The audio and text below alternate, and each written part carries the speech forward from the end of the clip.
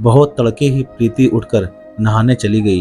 अभी वह dressing table के पास पहुंची ही थी कि कबीर ने उसे पीछे से अपनी बाहों में भर लिया और चुम्बनों की बौछार कर दी।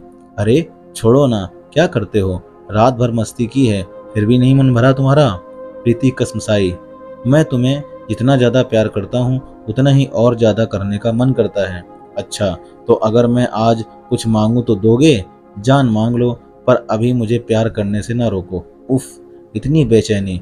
अच्छा सुनो, मैंने नौकरी करने का निर्णय लिया है। अरे, मैं तो खुद ही कह चुका हूँ तुम्हें, घर बैठकर बोर होने से तो अच्छा ही है।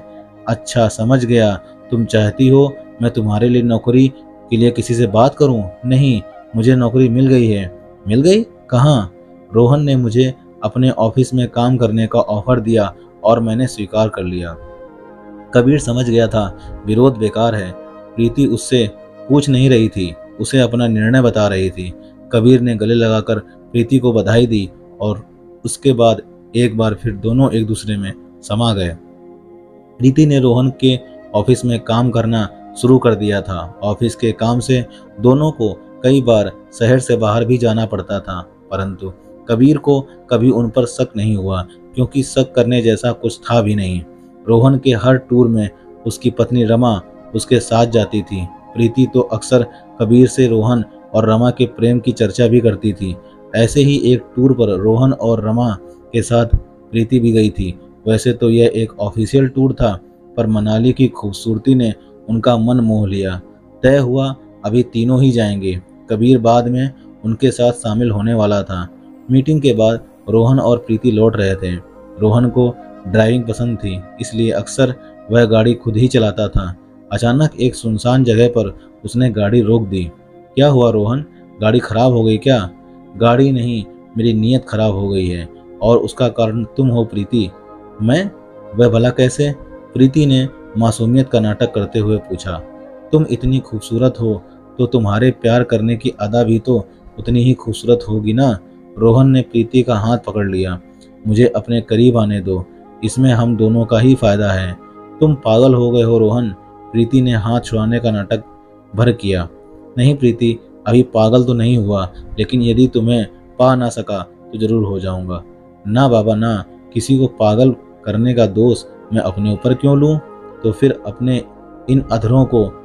बात अधूरी छोड़ रोहन प्रीति को अपनी बाहों में लेने की कोशिश करने लगा। अरे अरे, रुक भी जाओ, इतनी जल्दी क्या है? पहले यह तो तय हो जाए, इसमें मेरा फायदा क्या है? तुम जो चाहो, मैं तो तुम्हारा गुलाम हूँ।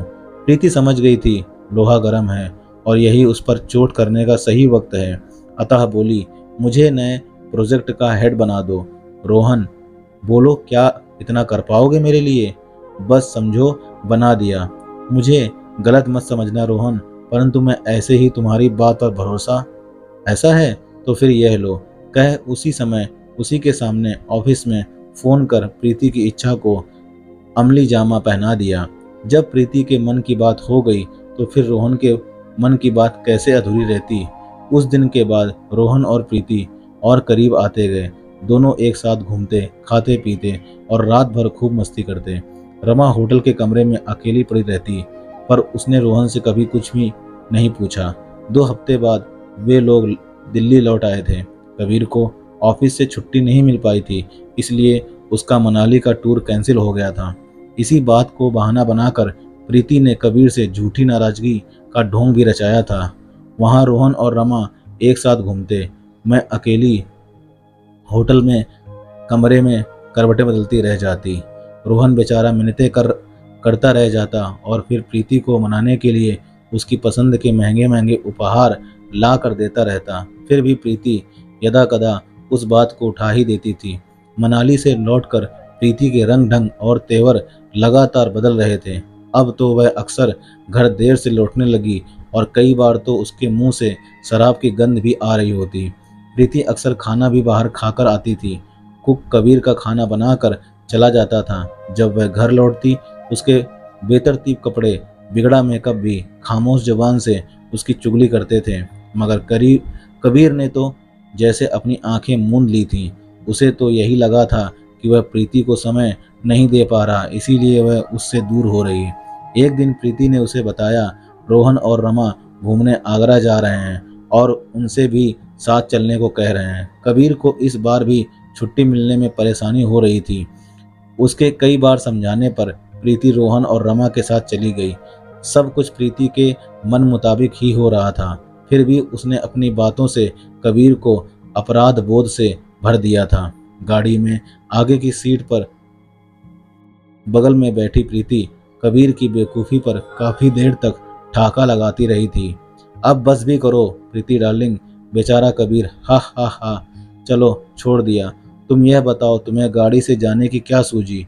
दिल्ली और आगरा के बीच की दूरी है ही कितनी, और वैसे भी लॉन्ग ड्राइव में रोमांस का अपना मजा ही है मेरी जान। और फिर दोनों एक साथ हंस पड़े। रमा पीछे की सीट पर बैठी उनकी इस बेहयाई की मूक दर्शक बनी रही। कबीर को छुट्टी अगले दिन ही मिल गई थी, परंतु वह प्रीति को सरप्राइज देना चाहता था, इसलिए प्रीति को बिन बताए ही आगरा पहुंच गया। दोस्तों, भाग 3 में बताएंगे क्या प्रीति सरप्राइज देगी कबीर को या कबीर देगा सरप्राइज। क्या होता है आगे, चलते हैं भाग 3 में। दोस्तों, आपको मेरी कहानी पसंद आती हो तो चैनल को लाइक, सब्सक्राइब और शेयर जरूर कीजिए और बेल आइकन को प्रेस कर दीजिए ताकि आपको मेरी सारी कहानियाँ सबसे पहले मिलती रहें। मिलते हैं अगली कहानी, तब तक जय हिंद, जय भारत।